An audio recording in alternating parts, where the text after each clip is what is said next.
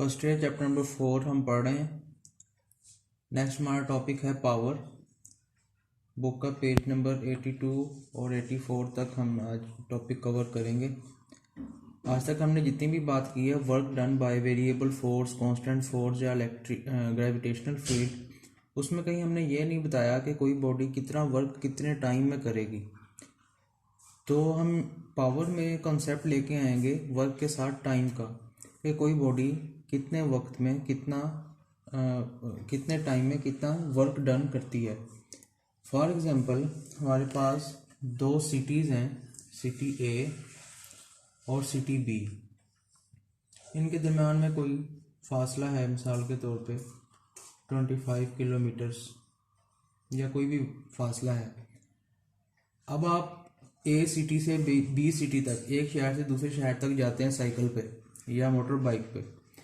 तो motor bike का engine कोई वर्क करेगा, फोर्स लगाएगा और आपको एक पॉइंट से दूसरे पॉइंट तक पहुंचा देगा। हम मिसाल ले लेते हैं, उसने आपको 1 घंटे में पहुंचाया।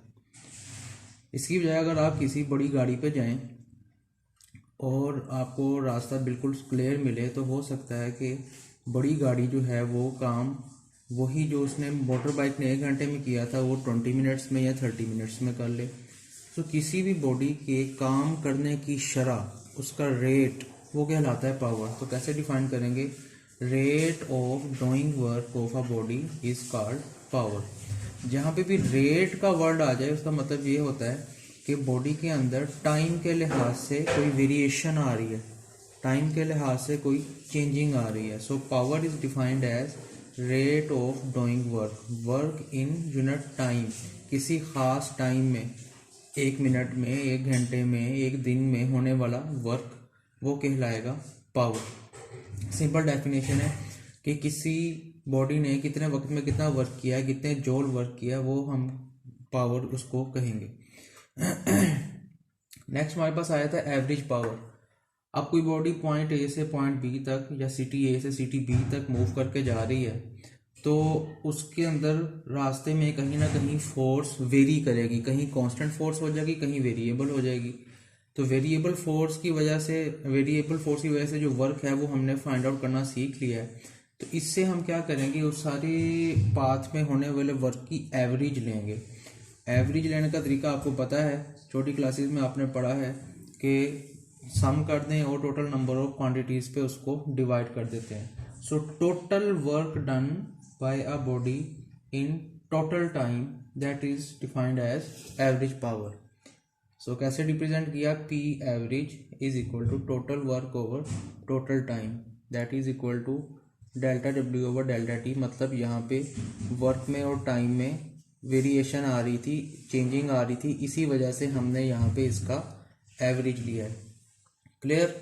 नेक्स्ट है इंस्टेंटेनियस पावर। इंस्टेंटेनियस का लफ्ज़ ही हमें बता रहा है कि इंस्टेंट, किसी खास लम्हे में, किसी खास मोमेंट में जो वर्क होगा उसको हम इंस्टेंटेनियस वर्क या इंस्टेंटेनियस पावर कहेंगे। If work is expressed as function of time, मतलब टाइम के लिहाज से आप कहेंगे पहले 2 सेकंड में वर्क और था, अगले 5 सेकंड में और था, अगले 10 सेकंड में और था, अगले 15 मिनट में और था। तो हम किसी लम्हे में, एक ख़ास इंटरवल में जो बात करेंगे वो कहलाएगा इंस्टेंटेनियस। फॉर एग्जांपल जैसे हमने वेरिएबल वाले केस में किया था, छोटे छोटे पैचेस में इसको इंटरवल्स में डिवाइड किया था। आप मान लें कि इतने इंटरवल में कोई और वर्क हुआ, इतने इंटरवल में कुछ और हुआ, इतने में कुछ और हुआ। कांस्टेंट भी हो सकता है, ज़रूरी नहीं चेंज हो। तो अगर आप एक लम्हे में, मिसाल के तौर पे इस इंस्टेंट की बात करें, तो वहाँ पे हमारे पास इंस्टेंटेनियस पावर का कॉन्सेप्ट आता है। If work is a function of time, मतलब टाइम के लिहाज से वो टाइम पे डिपेंड कर रहा है।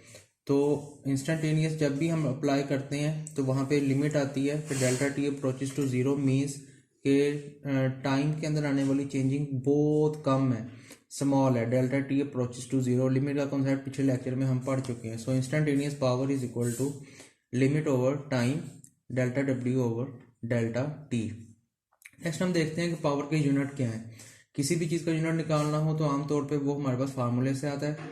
फार्मूले में देखें, वर्क ओवर टाइम, वर्क का यूनिट हो गया जूल, टाइम का यूनिट हो गया second. So joule over second is the unit of power, that is defined as watt. कैसे डेफिनेशन करेंगे वॉट की?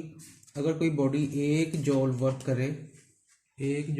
करे 1 सेकंड में, तो उसकी पावर 1 वाट होगी। डेफिनेशन लिख दी, if 1 joule of work is done in 1 second then power will be equal to 1 watt.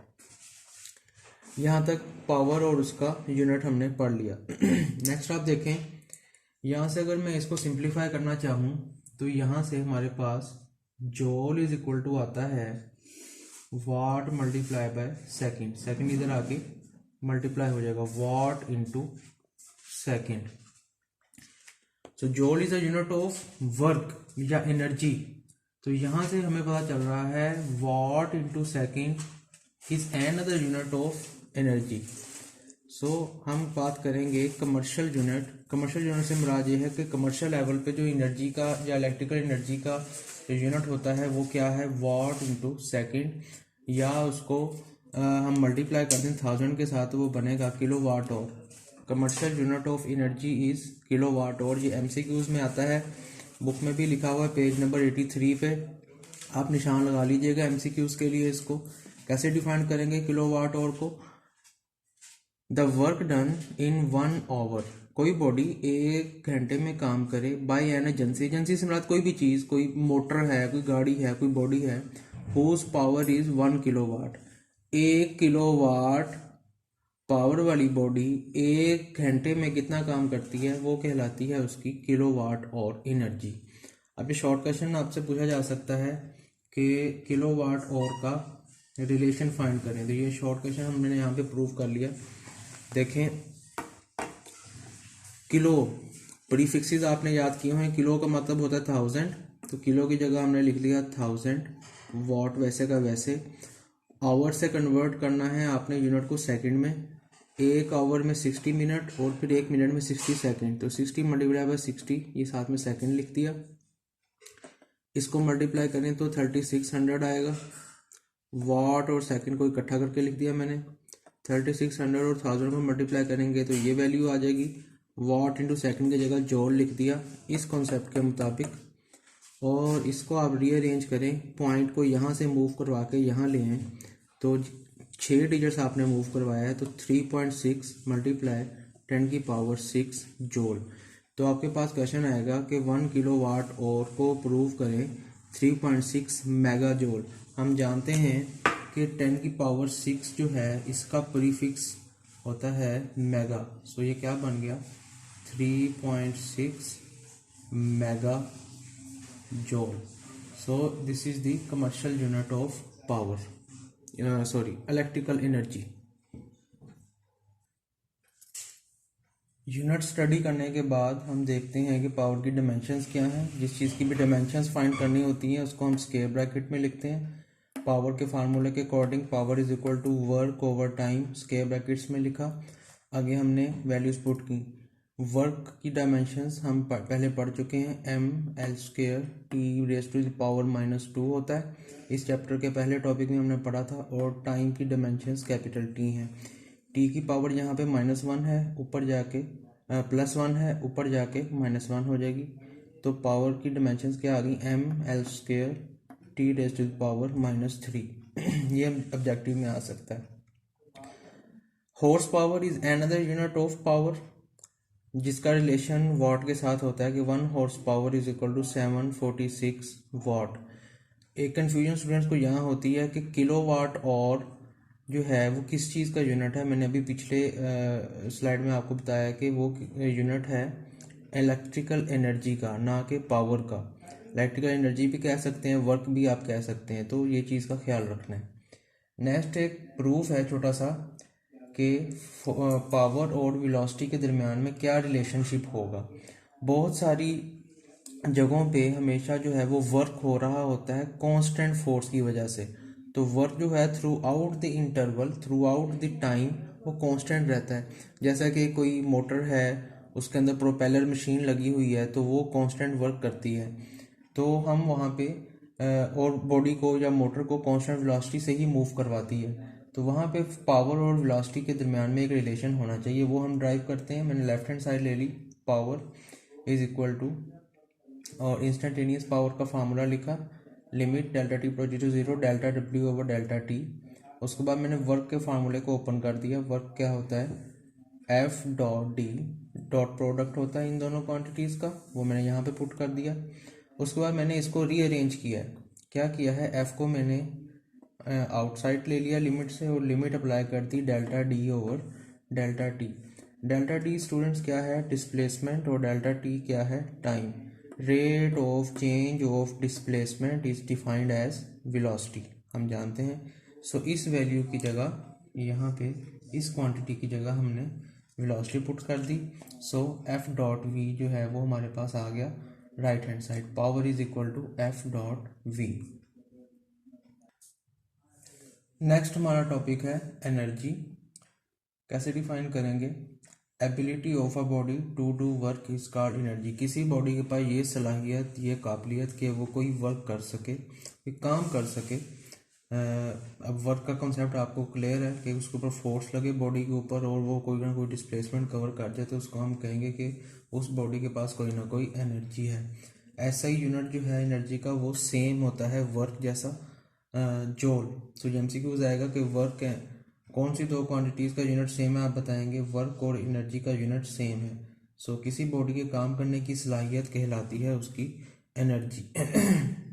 Next है टाइप्स ऑफ एनर्जी। सबसे पहले हम देखते हैं काइनेटिक एनर्जी। जब कोई बॉडी मोशन में हो तो उसकी एनर्जी कहलाएगी kinetic energy. The energy of a body due to its motion is called kinetic energy. Example ले लें कि कोई कार मूव कर रही है, ट्रेन मूव कर रही है, इवन कि हवा अगर चल रही है, तो वो मोशन की वजह से जो एनर्जी होगी वो कहलाएगी काइनेटिक एनर्जी।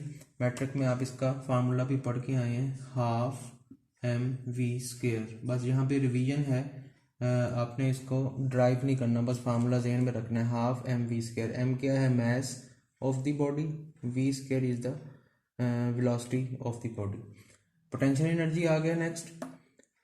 पोटेंशियल एनर्जी का कॉन्सेप्ट बहुत वाइड है। यहाँ पे हम देखते हैं कि किसी भी बॉडी का वो वर्क जो किसी फील्ड में हो, वो ग्रेविटेशनल फील्ड हो सकती है, वो इलेक्ट्रिक फील्ड हो सकती है, वो इलास्टिक फील्ड हो सकती है, कोई भी फील्ड में किए जाने वाला वर्क जो है वो बॉडी के अंदर in the form of energy store हो जाता है। मिसाल के तौर पे आप किसी बॉडी को किसी हाइट तक उठा के ले जाते हैं, हाइट तक उठा के लेके जाके आप उसको रिलीज़ करते हैं तो वो खुद ब खुद नीचे आती है। क्या किया कि आपने जो उसको हाइट तक लेके जाने में वर्क किया था वो उसके अंदर in the form of potential energy store हो गया। तो किसी भी फील्ड में किए जाने वाला जो वर्क है वो बॉडी के अंदर in the form of potential energy store हो जाता है।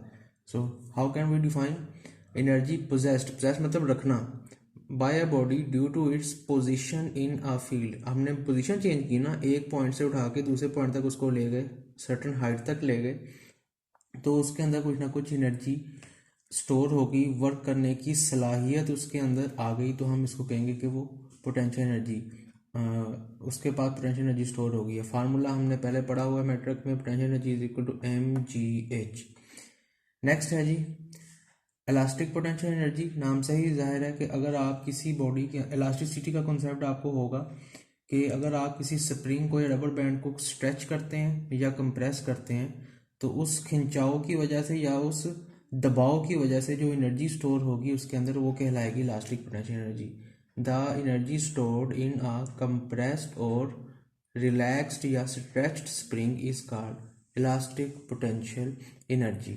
एक एमसीक्यू देखिएगा आपकी बुक में पेज नंबर 84 पे लिखा हुआ है कि पोटेंशियल एनर्जी हमेशा एक ख़ास रेफरेंस पॉइंट के लिहाज से ली जाती है। अगर आप अर्थ, ज़मीन की सरफेस को जो है वो अपना रेफरेंस मांग लें तो जो बॉडी सरफेस पे पड़ी हुई है तो उसकी पोटेंशियल एनर्जी ज़ीरो होगी। अगर आप रेफरेंस जो है वो अपना टेबल मान लें तो टेबल पे जो बॉडी पड़ी हुई है उसकी पोटेंशियल एनर्जी ज़ीरो होगी। आप रेफरेंस पॉइंट के लिहाज से पोटेंशियल एनर्जी की वैल्यू को डिफाइन करेंगे।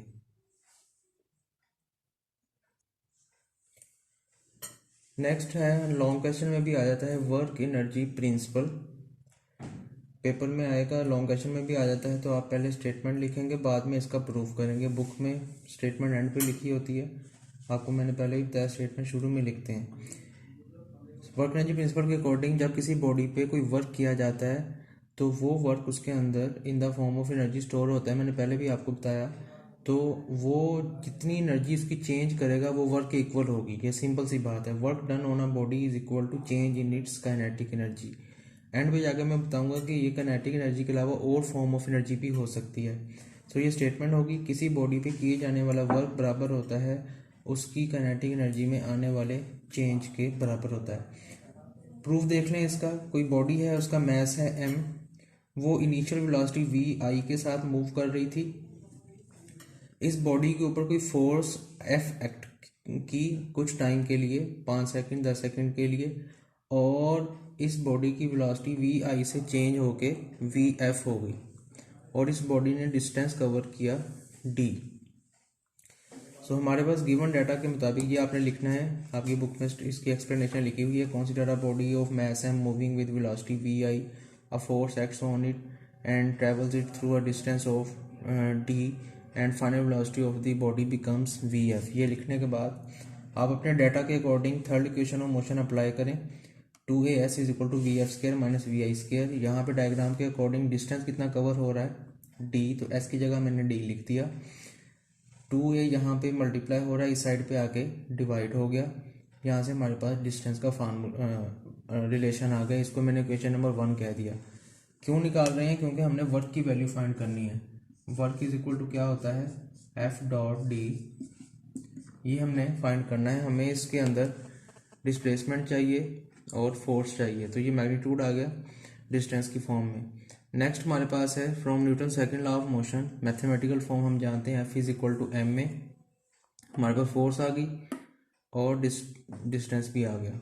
अब हम इसको दोनों इक्वेशंस को 1 को 2 को मल्टीप्लाई कर देते हैं। क्या लिखा, multiplying equation number 1 and 2। Left hand side के साथ मल्टीप्लाई होगी, राइट हैंड साइड के साथ मल्टीप्लाई होगी।